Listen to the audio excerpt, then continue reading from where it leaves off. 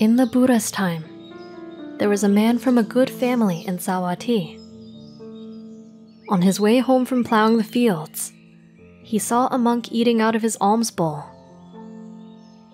After the monk was finished, there was food left over, and the monk shared with a young man. The food was of a higher quality than the man was used to. This made him think, "I work day and night and do many jobs, yet never have I tasted food like this.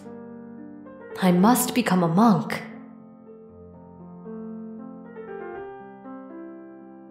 The man then became a monk and was known as Cittahatta Sariputta. However, after 6 weeks of practicing higher thinking and studying the scriptures, he felt aversion to the hard work and effort and disrobed. Once again a layman, he went back to manual labor and eating the food he used to eat. This made him fantasize about the food he received when he was a monk. This made him unhappy with the lay life, and he ordained again and returned to studying the scriptures. Again a monk. The hard work of studying made him want to leave, and he disrobed again, thinking the lay life was easier and less stressful. As a layperson, he felt the same feelings as before, and the lust for food made him become a monk again. No matter what he was, whether layman or monk, he was dissatisfied with the effort required and kept thinking about the benefits of quitting or leaving his current state for another state. In total, he was disrobed 6 times and was ordained 7 times. Each time that he had ordained, he had studied more and more of the scriptures and committed them to memory. Eventually, he had memorized the entire set of scriptures.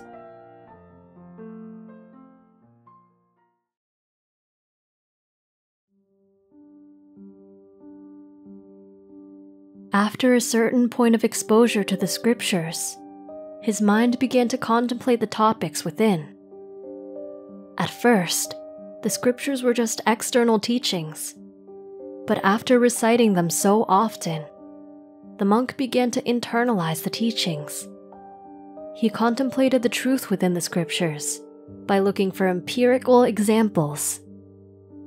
By comparing them to real examples, the monk had first-hand experiences to go with the knowledge in the scriptures. The experience and knowledge together were the key for his spiritual advancement. After that, the monk attained full enlightenment as an Arahant. When he told his monk brothers, they scoffed at him and said, "How can someone like you, a serial quitter who has disrobed many times, have eliminated all desires and become an Arahant?" Eventually, talk of him arose in the Hall of Truth. Assuming he is truly an Arahant, then he must have always been destined to be an Arahant. Yet, Cittahatta Sariputta disrobed 6 times and left the right path. The mind of the unenlightened is so scary. Even when it has reached the right path, it can be drawn away so easily.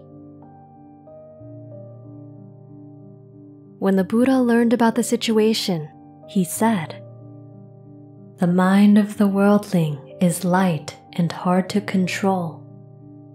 Material things attract the mind and hold the mind's attention.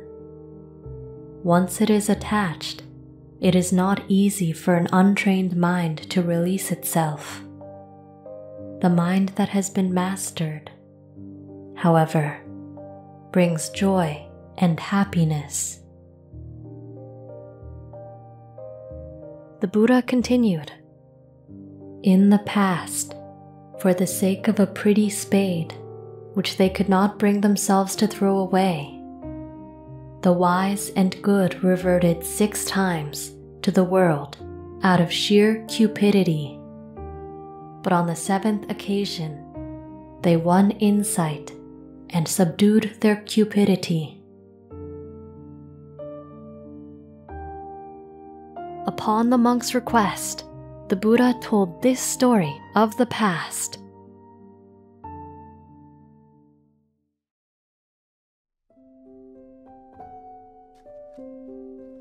A long time ago, when Brahmadatta was reigning in Benares, the Bodhisattva was reborn as a gardener. He was known as the Spade Sage. Using his spade, he would clear ground and grow herbs, pumpkins, gourds, cucumbers, and other vegetables.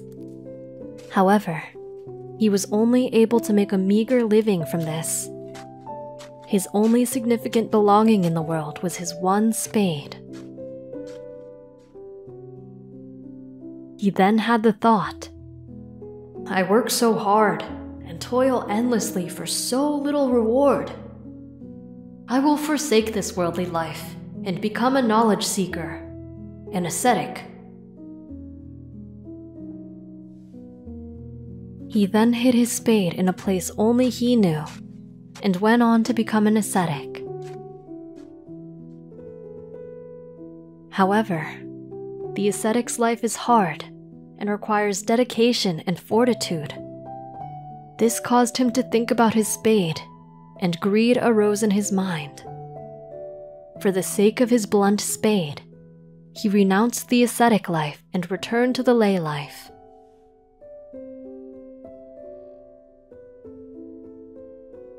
This happened again and again. 6 times he hid the spade and became an ascetic. 6 times he renounced the ascetic's path and became a layperson. After the 6th time, when he wanted to become an ascetic again, he thought about how his desire for this blunt spade was what was holding him to worldly life. For the sake of this blunt spade, he kept quitting. He knew that he would have to do something about the blunt spade, or else he would never be free and able to make progress. He then went to the bank of a great river. He turned his back to the river, and with a deep breath, he shut his eyes and threw his valued spade over his head and into the middle of the river. He made certain to not allow himself to turn around until the spade had washed away. When he turned around, the spade was gone, and he knew there was no way for him to reclaim it. This finality caused his heart much joy. He felt a release he had never experienced before. He shouted out with the passion of someone who had just been released from the shackles of prison. He shouted, "Jitang me! Jitang me! I have conquered! I have conquered!"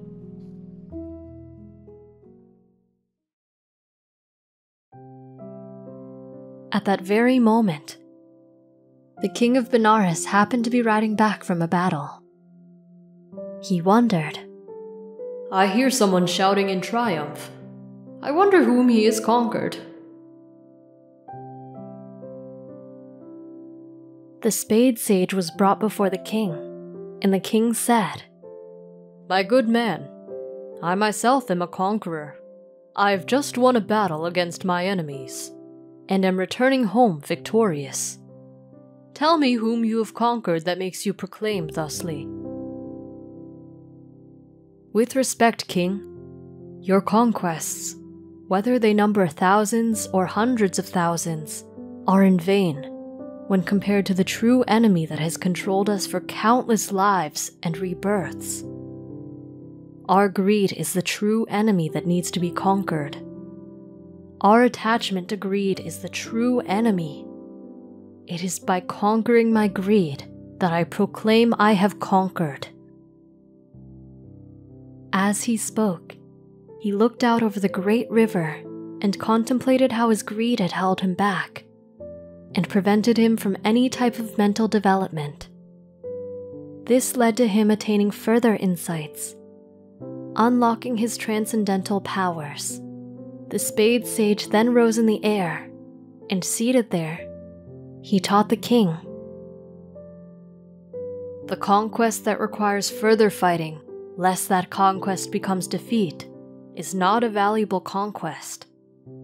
It is in vain. A true conquest must last forever. After that, the king, along with the army, Brahmins, householders, and common folk, followed the Spade Sage to the Himalayas, where they all became ascetics.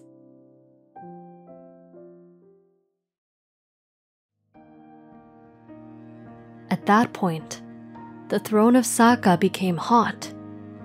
Looking out into the world, he saw that the Spade Sage was leading a great renunciation and that the people needed housing.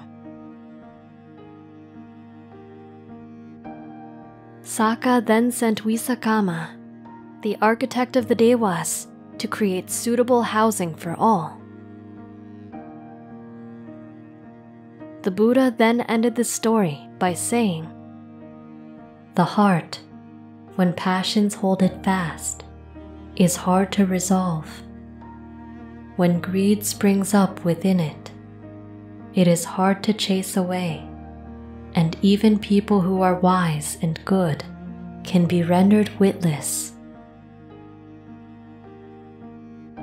At the end of his lesson, he taught the Four Noble Truths, and many of the monks attained enlightenment at their appropriate levels. The Buddha then said, "In those days, Ananda was the king. As for the Spade Sage, he was I." What did you learn from this story? Let us know in the comments. We hope you enjoyed the video. Click like if you did, and click subscribe if you want to see our uploads. And consider making a donation to support our Buddhist animation project.